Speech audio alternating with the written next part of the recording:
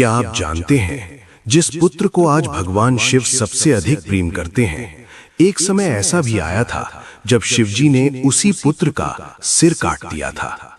लेकिन आखिर ऐसा क्या हुआ कि वही बालक बाद में बन गए देवताओं में सबसे पहले पूजे जाने वाला भगवान गणेश।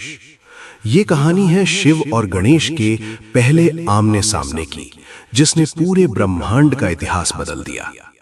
कहानी कैलाश पर्वत की है। एक दिन माता पार्वती स्नान करने जा रही थीं। उन्होंने अपने शरीर के उबटन से एक बालक को बनाया और उसमें प्राण डाल दिए। वही बालक आगे चलकर बने भगवान गणेश।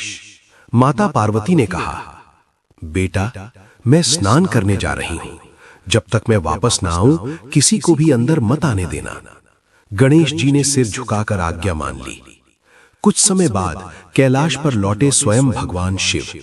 शिवजी अंदर जाने लगे, लेकिन द्वार पर खड़े उस छोटे बालक ने उन्हें रोक दिया।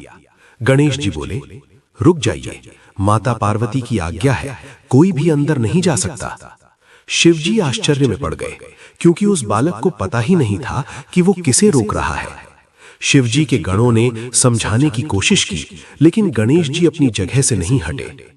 फिर देवताओं और गणों के साथ एक भयंकर युद्ध हुआ। लेकिन हैरानी की बात यह थी कि वो छोटा बालक सभी देवताओं को पराजित कर रहा था। तब अंत में स्वयं शिवजी को क्रोध आ गया और एक ही वार में उन्होंने उस बालक का सिर काट दिया।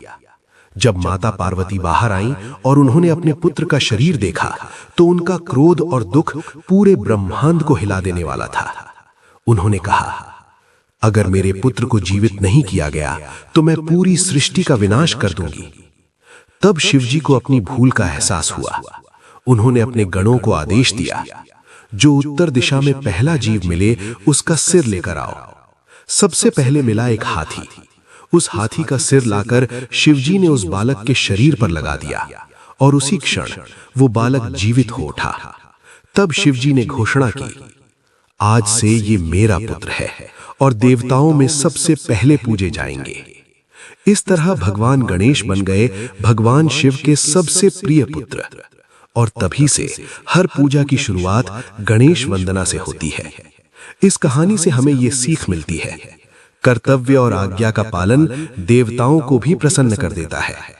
अगर आपको सनातन धर्म की ऐसी ही रहस्यमयी और सच्ची कहानियां सुनना पसंद है, तो अभी लाइक, शेयर और सब्सक्राइब करें हमारे चैनल धर्म रक्षा वाणी को, क्योंकि यहाँ सनातन धर्म के रहस्य सबसे पहले और सबसे सच्चे रूप में बताए जाते हैं।